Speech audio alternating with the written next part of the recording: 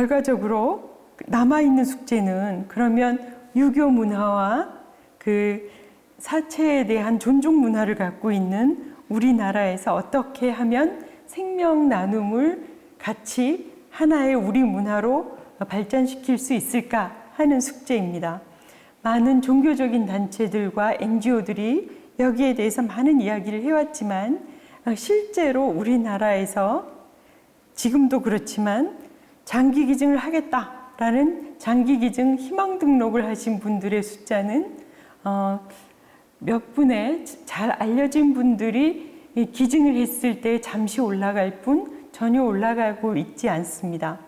누적 숫자만 봐도 장기 기증을 하겠다라는 15세 이상의 성인들은 약 3%에서 4%밖에 안 되는데 외국은 50%에서 70%를 넘고 있는 걸 보면 우리나라는 아마도 그 뇌사 장기 기증에 대해서 약간 또 다른 생각을 갖고 있는 것 같습니다. 여기에 대해서 스터디를 해보면 희망 비등록하신 분들이 왜 비등록이냐? 그러면 실제로 등록을 하려니까 뭔가 좀 불편하다라는 생각을 갖고 있습니다. 즉, 뭔가 뇌사도 깨어날 것 같기도 하고 절차가 좀 낯설 것 같기도 하고 주변에 그렇다면 준 사람들도 많지 않고 그러니 자기도 희망 등록을 하기를 꺼린다라는 내용입니다.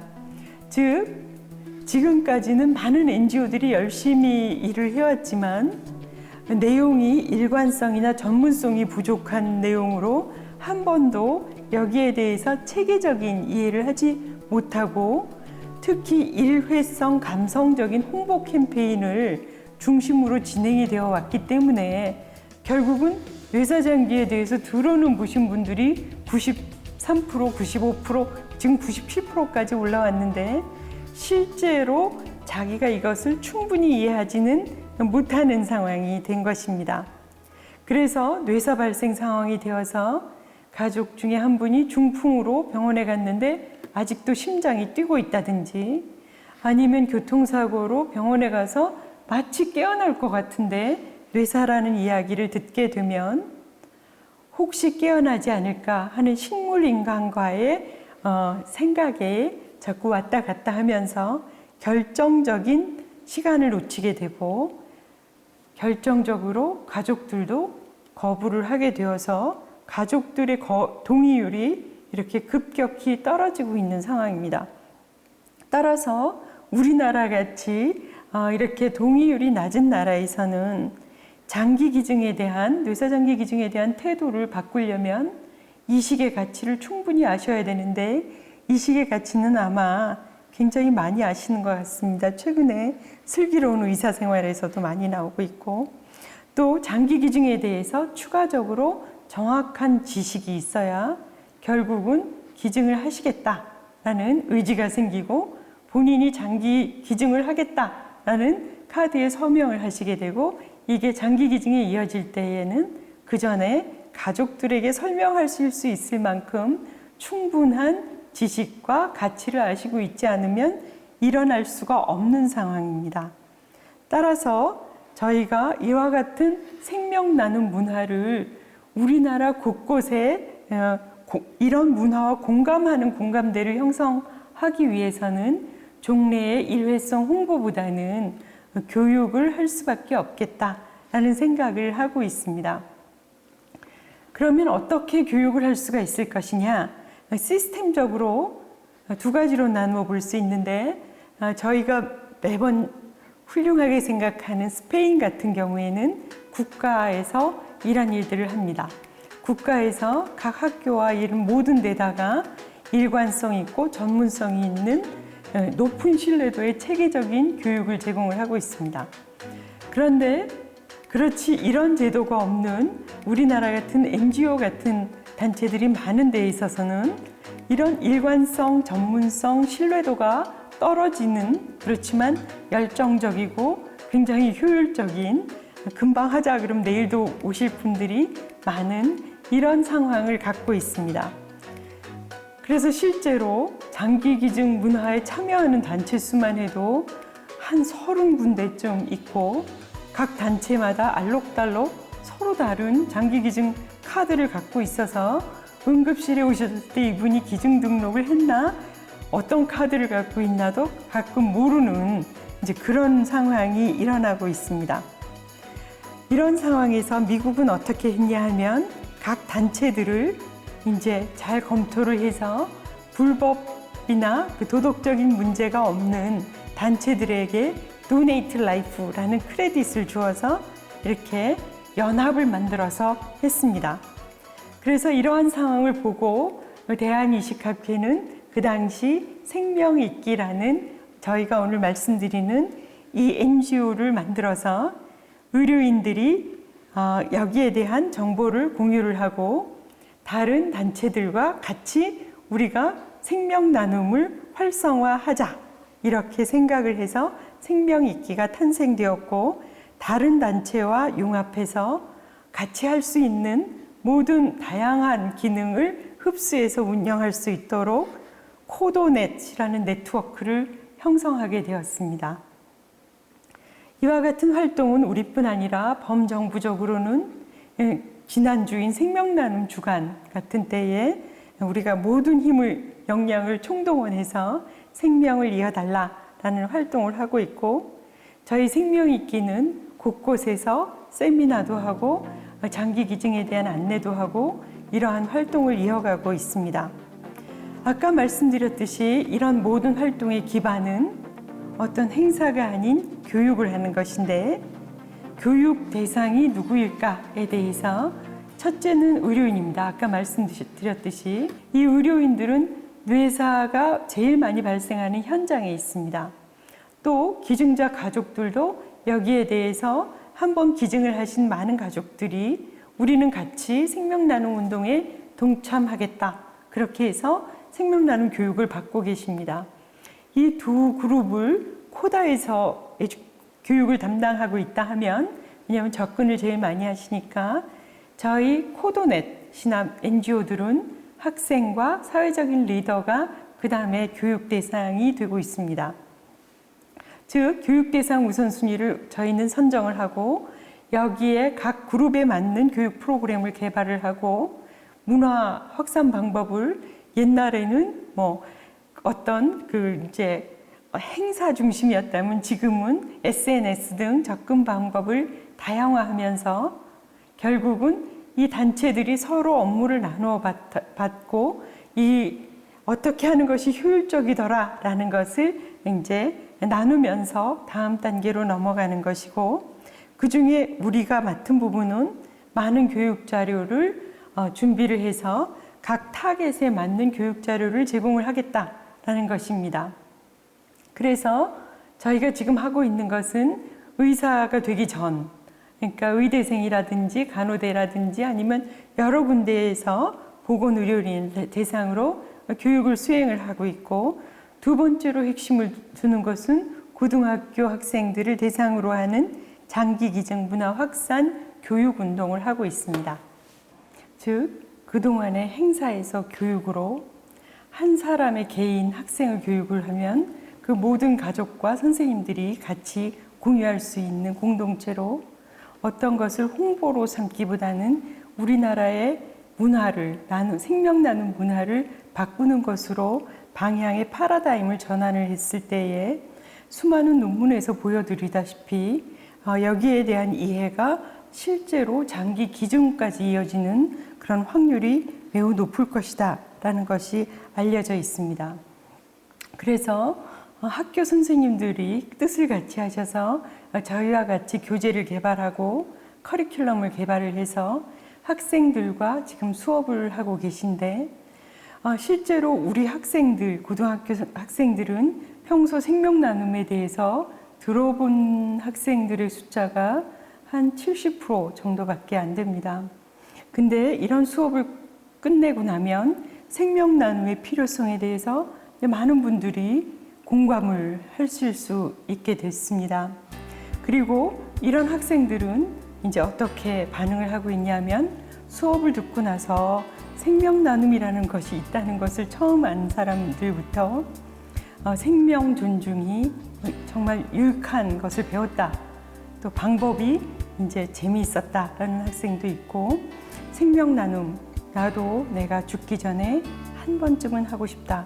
기증 하나로 많은 사람들을 살릴 수 있다는 것을 알게 되었다. 라고 해서 홍보보다는 교육이 훨씬 그 생각을 바꿀 수 있는 계기가 되고 있습니다. 그렇게 돼서 저희는 여기에 한국장기기증 네트워크 NGO와 국가의 여러 기관들이 협조를 해서 생명 나눔 문화를 확산시키는 일을 하고 있습니다. 이와 같은 모든 일들은 근거 중심으로 이루어져야 되기 때문에 데이터베이스가 필요하겠습니다. 전 세계적으로도 잘 만들어진 데이터베이스들이 있는데 아시아에서는 중국에서도 있습니다.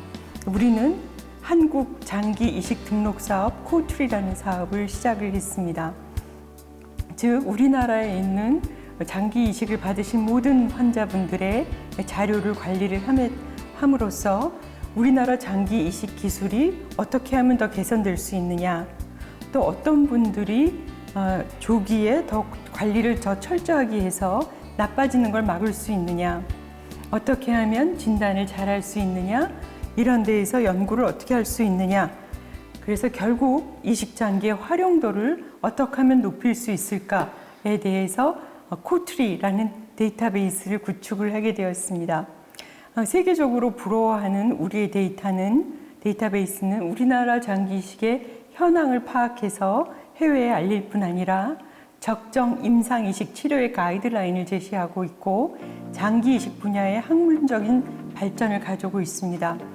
이것뿐 아니라 사회적으로도 이와 같은 데이터베이스는 누가 장기를 우선 배분받아야 되느냐 하는 장기 배분 원칙에 대한 가이드라인을 제시하고 장기 이식에 대한 관련 제도를 수립하고 정책을 수립하는데 근거를 제공하고 장기 이식 분야에서의 합리성과 근거에 기반한 권위를 확보하는 데 기여를 하고 있습니다.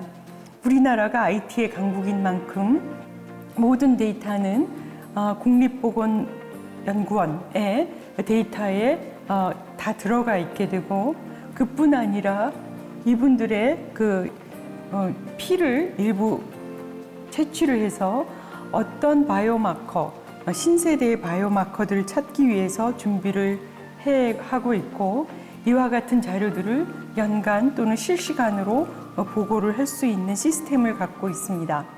이와 같이 우리나라는 장기 이식법을 확보를 했고, 운영적으로는 장기 이식 병원과 장기 이식 구독기관, NGO들과 이 활동을 하고 있고, 또 관리 조직으로서는 모든 장기 이식에 대한 관리, 조정, 감시 이런 역할을 국가기관인 코노스에서 하고 있고, 여기에서도 전체 데이터를 갖고 있습니다만 널리 세계적으로 알려진 데이터베이스를 확보하고 있는 상황입니다.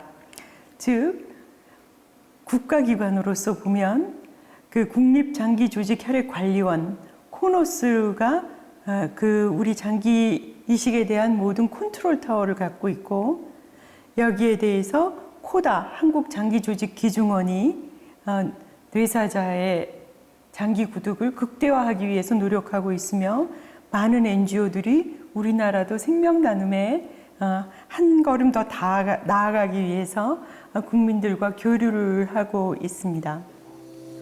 이와 같은 노력을 기점으로 우리나라는 여기 코다가 생기고, 그 다음에 생명익기가 생겨나면서 뇌사장기 기증이 급증하게 되면서 중국으로 가던 환자들 숫자도 이렇게 많이 떨어지고 있습니다. 그뿐 아니라 이와 같이 도덕적으로 투명한 우리나라의 뇌사장기 이식 시스템은 전 세계에서 우리나라를 롤 모델로 배우겠다. 그래서 몽골, 미얀마, 베트남, 벵글라데시에 저희가 이러한 우리의 노하우를 전수하러 방방곡곡 전 세계를 다니고 있습니다. 이 그림은 몽골에서 저희가 도네이트 라이프 콘서트를 했는데, 많은 몽골 분들이 여기에 참여를 해주셨습니다.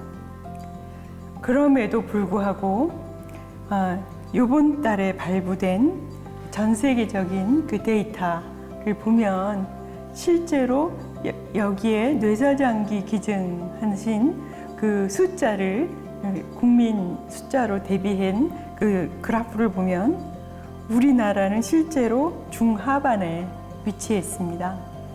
아직도 뇌사장기 이식을 활성화하기에는 아직도 많은 일들이 남아 있는 것 같습니다.